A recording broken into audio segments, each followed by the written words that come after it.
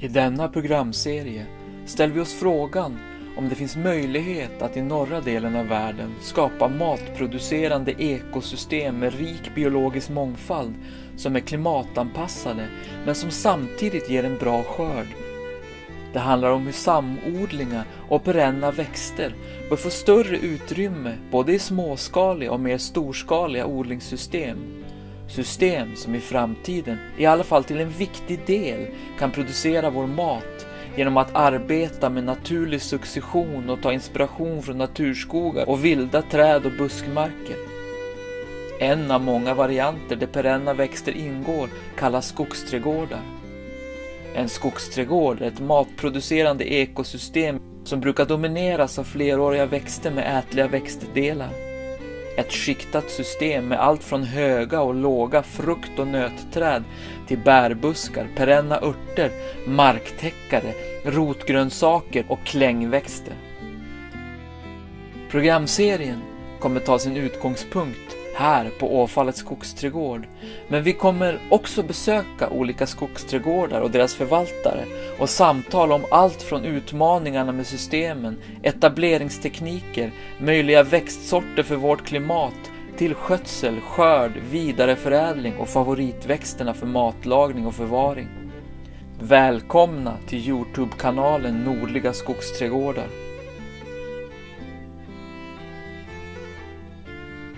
I denna första del har vi äran att besöka en skogsträdgård som inspirerar oss och många andra entusiaster mycket. En skogsträdgård som våra barn älskar att vistas i. Det handlar om Holma skogsträdgård där vi träffar och gör en längre intervju med experten och läraren i skogsträdgårdsutformning Johanna Johansson. Vi besökte trädgården några intensiva timmar en vacker eftermiddag i slutet av oktober då många växter vissnat ner men andra stod i full höstprakt. Vi fick tävla med ljuset för att ge er intervjun och några glimtar från den inspirerande skogsträdgården. Vi ber om ursäkt för vissa störande bakgrundsljud. Det är helt enkelt tåg och bilar som passerar nära trädgården.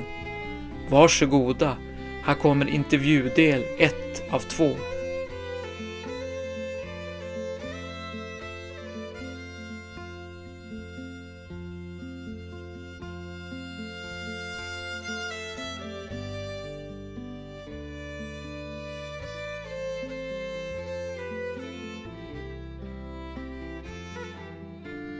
Vi är mitt i Skåne, i Höör, eller utanför Höör, på Holma skogsträdgård som är anlagd här 2004 på mark som upplåts av en stiftelse. Den ytan som vi har stängslat in här är på ungefär 5000 kvadratmeter och då är vissa delar av de här mer intensivt designade och anlagda. Så det är 7 lundar som på ungefär 200 kvadratmeter. Med lite olika inriktning och design. Och sen så utöver det så är det en del plantering av nötträd och även befintlig björkskog där vi etablerar vedartade växter tillsammans med den här befintliga vegetationen. Så lundarna här har namn och tanken med detta var när det anlades att 200 kvadratmeter kunde vara en ganska lagom storlek för ett självhushåll eller för ett hushåll att kombinera kanske med en del annuell odling och att också ha skogsträdgård som kan förse med frukt och bär och nötter och kryddor och teer och perenner och sånt där. Så då anlas det på ungefär 200 kvadratmeter de här olika och det har utvecklats och förändrats lite så örtskiktet är väl det som har varit minst färdigdesignat från början utan det fanns liksom ett tema för varje lund och de som är mest utvecklade det är örtlundan som består av många, liksom är lite soligare del och som har många olika kryddor och örter och sallad. Så det är en stor mångfald, en lite mer intensivt odlad lund och sen har vi också en annan som är intressant som är lunden som är lite mer extensivt skött och som är intressant för att kunna se till exempel hur kan man göra på en bostadsgård kanske eller så här, där det är lite solinstrålning. Så där har vi till exempel ramslök och funkia och ormbunkar och sånt. Så det är också en som är lite intressant att kunna titta på. Sen har vi också den där vi sitter här som är Barstows lund där vi har satt in, vi har fått frågade Steven Barstow då, som har tusentals perenner, om han kunde välja ut sina, jag tror att det var 50 favoriter. Och så har vi samlat på så många av dem och jobbar med det fortfarande och har satt in en del av dem här då. Så det är några av de teman. Sen har vi också haft en lund som vi kallar för härdiga lunden. Och det kan jag väl tycka att det kanske inte är så relevant att odla någonting som är anpassat efter en annan klimat. Det var tanken på att visa då sånt som är mer härdigt än det som ska vara här. Och ja, det kanske inte, jag tycker det är viktigt, och det tycker jag är en viktig insikt efter hur det här har utvecklats i designprocessen, att verkligen anpassa efter de behoven som finns på plats, för det är då vi använder det och det är då vi sköter det. Så nu gör vi om den designen för att mer vara anpassad till de behoven som finns idag. Det är växtzon 3. Så när vi började, eller när det började att planteras och designas för den här platsen, så antogs det att det var växtzon 2. Men det har visat sig att det är väldigt kalla vintrar här. Ganska mycket hasselnötter. Hassel börjar bli en bra produktion. Rosenkvitten, blåbärstry, vinbär, framförallt röda vinbär och krusbär har vi mycket av, producerar bra i halvskugga. På våren har vi en stor mångfald av sallad, så att man kan ganska snabbt och lätt plocka en sallad med 20 olika smaker och växter. Och det är en ganska lång, kanske från slutet av mars till någonstans runt midsommar, innan mycket börjar bli lite tråkigt. Det är även kokgrönsaker då, som gode henrik och spenatskräppa och strandbeta, strandkål till exempel. Så det är under en senare del av året som vi har det. Det är väl de viktiga. Vi har också försökt, valnöt har vi till exempel inte haft så mycket framgång med. Så hassel är egentligen de enda nötterna som vi har någon ordentlig produktion av. Sen har vi haft väldigt bra med kvitten, alltså äkta kvitten får vi väldigt mycket. Vi får ganska lite äpplen då på grund av sen vårfrost. Men däremot får vi nästan alltid mycket kvitten som är mer som en alltså till marmelad eller tillaga på olika sätt. Och sen även rosenkvitten då, som vi har ganska mycket odlingar av. Det är en av de få saker som vi är lite mer självhushållande på. Så vi gör jättemycket då liknande citronjuice eller så, som vi använder till all matlagning och sånt under hela året för all skolans matlagning. Så det är nog de huvudsakliga sakerna. Och björnbär och hallon producerar vi en hel del också.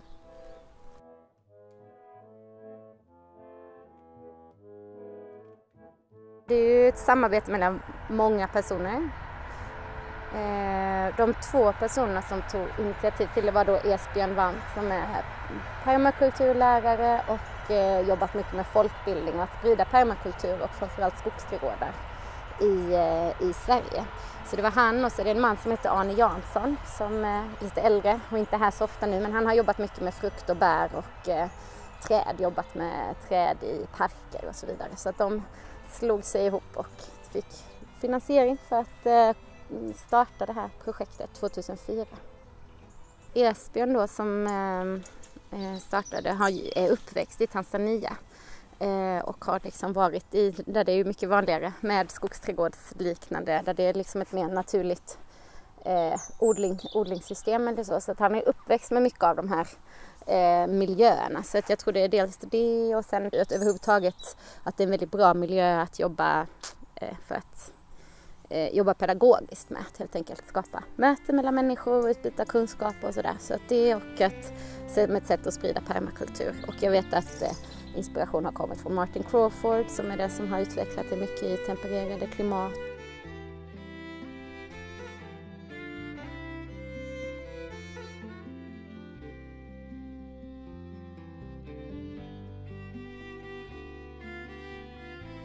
Alltså jag skulle säga att det är en väldigt viktig och bra fråga som vi också, eller som har skiftat över tid, hur vi har sett på det. Så från början när skogsträdgården anlades så handlar det här väldigt mycket om att skapa en demonstrationsträdgård och visa vad skogsträdgårdar kan innebära i olika sammanhang.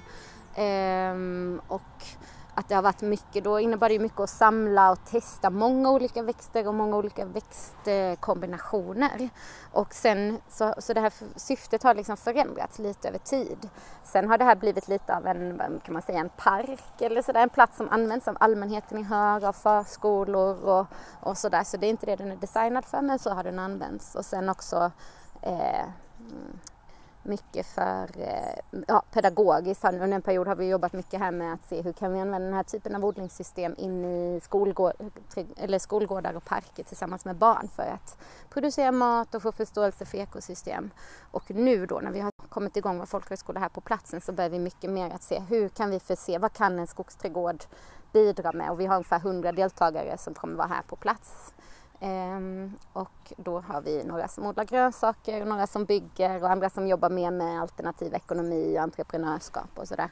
Och då försöker vi verkligen se syftet som vad är det vi kan producera. Framförallt mat, men det kan också vara ved och hantverksmaterial och, sådär, och växtmaterial till, men för att förse de här människorna. Nu är vi i skedet att verkligen formulera tydligare vad syftet är med trädgården. Så det har liksom förändrats mot det här att vara en del av en permakulturskola. Så då kommer det också in att ha till exempel, precis som man har vilorum på en skola och det man lagstadgat ska man ha, så ser vi hur kan vi använda den här typen av miljö som många mår bra i, att skapa de rummen här ute och uteklassrum och så. Så att nu anpassar vi det tydligare då, syftet i relation. Så vad har det för roll på skolan kan man säga. Den här boken var det. Vi gjorde det här för några år sedan. Skogsträdgården för små skogsträdgårdsmästare och nyfikna vuxna. Den finns att köpa på Bokus och vi har den också här. Och jag kan väl säga lite allmänt om den här boken är inriktad för att kunna läsas av barn eller tillsammans med barn. Men den är liksom en del av ett större projekt som handlar om att se hur kan vi använda skogsträdgården som en miljö och för ett medskapande tillsammans med barn.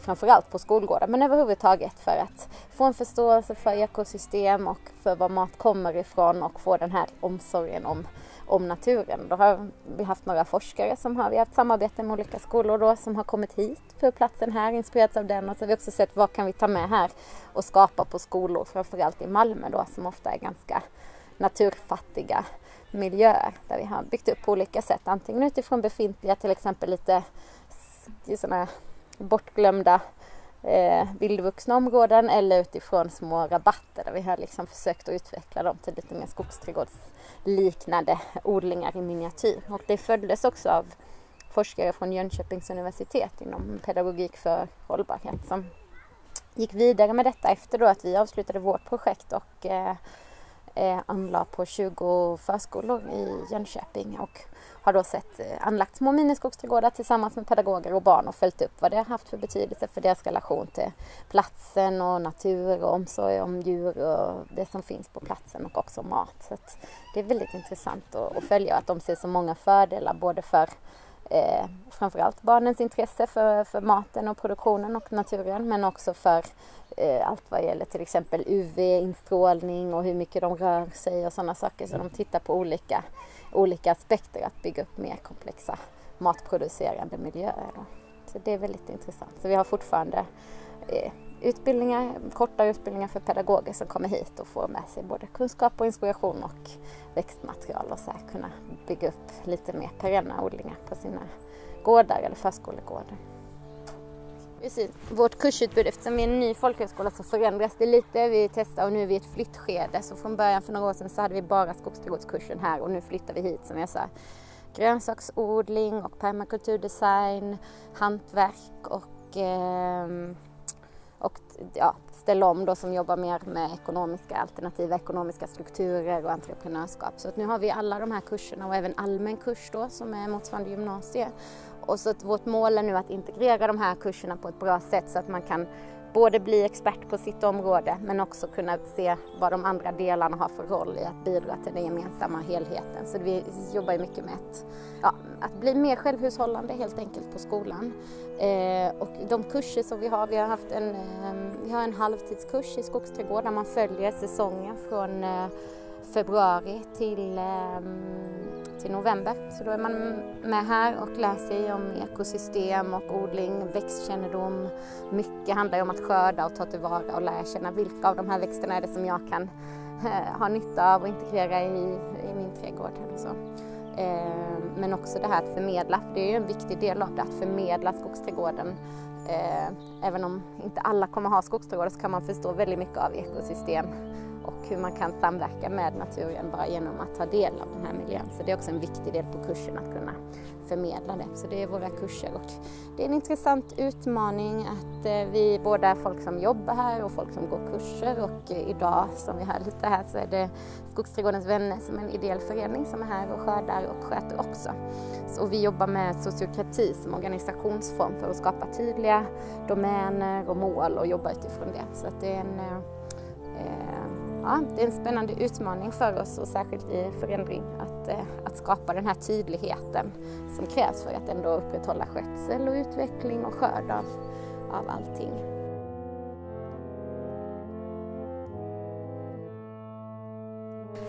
Men jag tror alltid jag har varit intresserad av att samla liksom lite det här känslan av att det finns ett överflöd när man kommer ut i naturen och kunna samla vilda växter. Så det är nog något som jag har med mig sedan länge. Men sen har jag pluggat humanekologi och varit mycket i sammanhang där man får höra om alla problem och sådär. Så att det har nog varit först när jag själv kom hit och gick folkhögskolekurs för många år sedan som jag lite så ett sätt att arbeta konstruktivt och på ett sätt som man mår bra och samtidigt göra någonting som gör att saker går lite i rätt riktning. Så det är nog det, så att jag har haft en bakgrund och jobbat med ekologisk odling och pedagogik och sen hamnade jag här och kunde väva ihop de sakerna.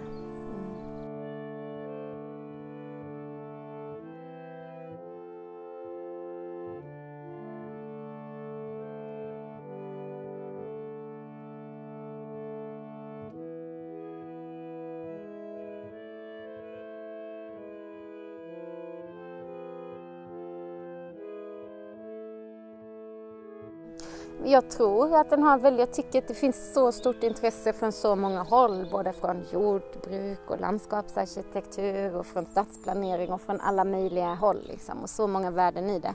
Och jag tror det har varit jätteviktigt också för oss här att inte hamna i den här antingen det ena eller det andra, utan vi jobbar jättemycket med att se hur kan vi. Nu börjar det bli så uppväxt här så det är inte så aktuellt att få jättemycket ettåriga grödor här just nu. Men i ett tidigt skede så är det varit jättebra att få in mycket pumpa och squash och potatis till exempel i etableringsskedet. Och omvänt också att se hur kan vi föra ut de här växtslagen och tankarna i de manuella odlingarna för att både få mer produktion, mindre skörd, mer kolinbindning, större biologisk mångfald. Så att se samverkan där och att absolut titta på vad har vi för behov och vad har vi för förutsättningar på platsen och utifrån det se att man får liksom många olika saker att jobba med och anpassa med. Och jag tror det är en spännande utmaning det här med just matvanor som du säger, och där tycker jag det är jättespännande att verkligen se det, för vissa kan ju äta någonting, det räcker att det är ätligt och så äter man det för att man tycker om vilda växter och tycker om tanken på att äta vilt, men om man tänker att man ska nå ut till väldigt många så behöver det också komma på sätt som man liknar det man är van vid. Och där tänker jag att det är intressant att titta på andra matkulturer till exempel, om man tänker om vi tittar på Italien till exempel där man använder mycket vilda och ganska mycket beska smaker. Eller om vi tittar på Indien där man använder mycket spenat, andra bladväxter och hur man kryddar och sådär. Även jag vet om vi har haft besök här från folk från Mellanöstern som helt plötsligt ser vinrankor. Hur mycket får vi plocka? Eller så att det är en jätteresurs att kunna använda för att göra vindolmar till exempel. Så att jag tror det är intressant att titta på vad finns det för vana att använda mer bladgrönsaker som det mycket handlar om då. Så det är nog en viktig utmaning och en process liksom som säkert tar tid tror jag. Men också jag tänker att det är en viktig aspekt att vi kan äta mer, och jag tror mycket mer salladsväxter och kryddor och men också se på vad det har för andra funktioner, att få in till exempel en större biologisk mångfald eller binda in kväve till exempel, så att samodla med fleråriga grödor så att mycket av de här tankarna kan föras ut.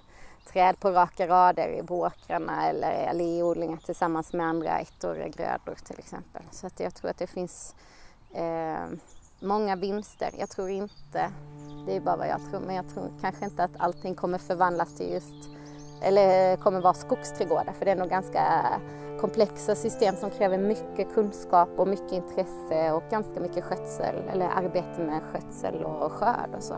Så jag tror mycket på att vi kan inspireras av det här och skapa förenklade system också.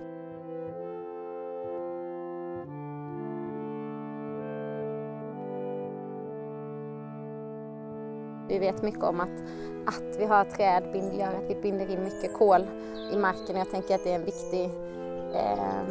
viktig kunskap att sprida, att få den förståelsen för hur vi bygger upp kol i marken och på det sättet både får minskad växthuseffekt och ökad bördighet. Så att jag tror att det är självklart jätteviktigt. Och sen tänker jag också när det gäller biologisk mångfald så tycker jag vi har sett här ganska tydligt vi har en ekologisk fruktodling precis här intill och för några år sedan så var det mycket angrepp av frostfjäril. Så när man kom här i maj, det brukar vara liksom full blom, så såg det ut som vinter i äppelodlingen. Det var alldeles kalärtet och det är bara 100 meter härifrån. Så kom man in hit så kunde man se några av de här larverna här och där, liksom, men ingen av det problemet. Så jag tycker vi har sett det och också haft en biolog som har varit här som forskar på pollinering i jordgubbar som var här och kikade på humlor, inventerade humlor och kunde se väldigt mycket olika arter som var ute och flög och det var en väldigt regnig och lite blåsig dag så att jag tror att det är väldigt stora vinster med att integrera med den här typen av system och att just där blir det verkligen viktigt att se tillsammans med de manuella odlingarna till exempel att de verkligen det finns så mycket kopplingar och fördelar med att integrera dem. För er som vill guidas runt i Holma skogsträdgårds olika lundar och närmare få bekantskap med alla spännande växtsorter, samodlingar och växtsamhällen, var inte oroliga.